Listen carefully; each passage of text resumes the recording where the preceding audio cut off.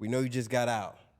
We don't want to get into what everybody say, why it is. We want you to tell us what was the real reason. I had a warrant for violating my bond conditions for smoking marijuana. So I had a court date October the 10th, and the judge had went off my bond for a dirty UA.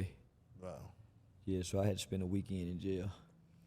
A weekend? Seemed like 2 weeks. Yeah, it seemed like 2 weeks, nigga. Shit. Over the weekend. But yeah, I had to spend a weekend in jail. Judge had his mind made up. I did a YouTube skit right when I was big on YouTube. So I was just getting big on YouTube. So like my first year or something. So my cousin got a house full of cats. And he's an elected official. He's a precinct chair for the Tarrant County GOP Republican Party. So I go over his house every morning because this is where we work. This is where for a long time we used the land of our family to kind of make like a trade school for kids. So I would go over there every morning. He worked on transmissions, taught kids how to work on transmissions. So I would go over there in the morning. And yeah, you bitch ass niggas laying around in bed, y'all ain't no men like this. So I would go over there and do my content and shit. So I had just bought this mace gun. It's orange and black little mace gun. So it come with a water canister and it come with a mace canister. The water canister is for a tester, you know, so that the gun work. Right. So I used the water canister. So I turned the camera that way and squirted it. And then turned the camera back my way and said, yeah, every time I get mad at white people, I mistreat cats. I hate cats. Nigga, I've been killing cats out. So somebody that was online on the YouTube live watching that, they sent that video to their local police department in a whole nother state. Damn. They police department sent it to my police department in my state. So this is like December 2020, January 2021.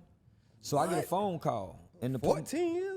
Nigga, 2020, right after the pandemic. So the police in my town know me, homie. So they called me and say, hey, Charles, man, we got some reports you make. Man, come on, man, y'all see that motherfucking video, man. Y'all know I ain't done no motherfucking shit like that. Y'all looking at the video. His exact word was, man, you might want to be careful because somebody called and reported you. I said, man, y'all see that's complete bullshit, my nigga. Come on, man. So I heard no more about it. So they 2021, 2022, 2023, when I get attacked in the barbershop. Right. When I get attacked in the barbershop by those two guys, the way I responded, I got charged with 2 aggravated assaults and a deadly weapon. For response. Even though you was like, yeah, I was attacked while I was asleep. Yeah, you was defending. Well, you know, when the police mad at you, homie, they can make it stick. They were already mad. Yeah, they was already mad. And the reason they were mad because I had just done this Cam Newton interview. And in that Cam Newton interview, I spoke about some things that was like 10 months ago. Yeah, I spoke about some things that I should have left buried because he was pressing me. Right. So he was pressing me, homie. So issues, So I spoke so much truth about who I am and what my one of my best friends, one of my good niggas, homie, his son killed a high-ranking police officer. So he killed a high-ranking police officer. And I was working with law enforcement at that time, doing trainings with procedural justice, training the United States Department of Homeland Security, Human Trafficking Division. So when he killed that officer, they killed him on the spot. Damn. And I said this on cam. They killed him. Oh, yeah, you did say that. Yeah, homie. They broke his arm in two, like a pencil. So rather than the police arresting him for capital murder, letting him go to trial, homie, they executed him. Because Garrett Hubb was a bad motherfucker. And they loved him. You killed the man. man. Yeah, homie. So they killed him on the spot. They choked him. And he was a little bitty nigga like me. They choked him, shot him in the foot, and shot him in the chest.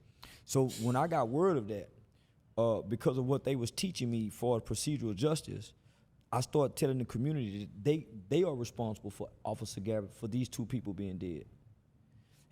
Had they really followed the procedural justice that they used me to come teach and present to black people, then the officer and that kid would still be alive. Right. So they basically hunted that kid all day long. They had already had prior information that they had been committing robberies. They had been robbing Mexican bars. So they had already had prior information, so they followed them all day long. They watched these kids go inside of a bar. They could have easily stopped them as they were going in. Free, motherfucker!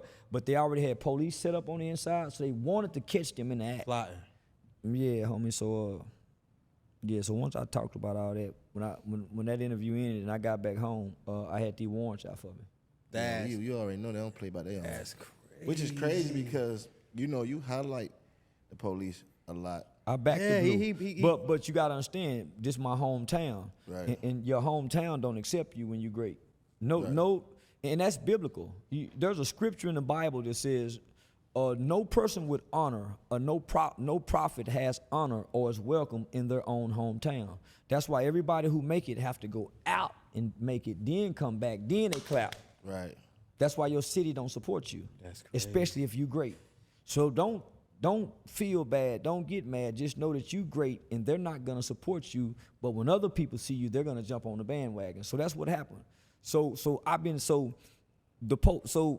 the police turned against me, homie. So when Chief Joel Fitzgerald, let me just say this. I don't want to, homie, because I'm out on bond. Right. And they really want, homie. Oh, yeah. This some deep shit. Because the officer, homie, I flipped, and I wasn't supposed to flip. They trained me, nigga. They gave me my gun license. They taught me how to shoot these guns, nigga. I flipped, and I wasn't supposed to flip. So, I went against the police when I found out what they did to that kid's steptoe. So I started telling the community. You start I telling the feel like community. You did- start telling the did what you community. supposed to do. You start Well- telling the community to go against the police, or Nah. what they did. that they killed this kid. Right. Rather than letting justice deal with him, they killed him and said they took justice in their own hand. I mean, it sounds like premeditated murder to It me. You can't say. Yeah. So whenever a police officer dies or gets killed, police from all over the nation mourns, they cry, and everybody attends the funeral. So when they had the funeral, the family of this kid was getting death threats by law enforcement. Police riding by the house threatening the mother and the father. They went to every black preacher in our city and said that they can't hold the funeral. So nobody would even hold the funeral. Wow. They wouldn't even let the mother and fathers view the body. And nobody said nothing and did nothing because the police is above the law. They can do what they want to do with us. So me just being my partner, Right. and I've been working with the police. Nigga, how I'm gonna stand with them now?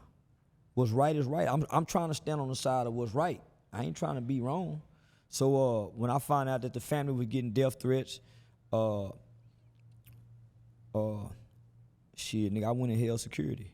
I went and backed my car up in their garage, in their driveway, and nigga, I held security all night long by myself. Wasn't no Muslim, wasn't no gang banging niggas, wasn't nobody, nigga. Just me. Yeah, just me. And so, that changed the dynamics of this, because now I done stood toe to toe against them. So now they've been after me ever since. So That's how they do you though, man. That make that so Well, now Charles, I so ain't gonna lie full to you, circle like- now. A lot of this kind of.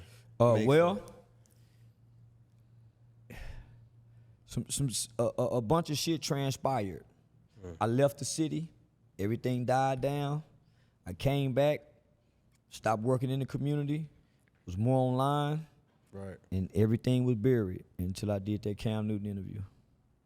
So, yeah, I peeled the scab back, and yeah. So now you the enemy on both sides. And I say that, Charleston, because Yeah, I am. You know, Only online though. only online. Yeah,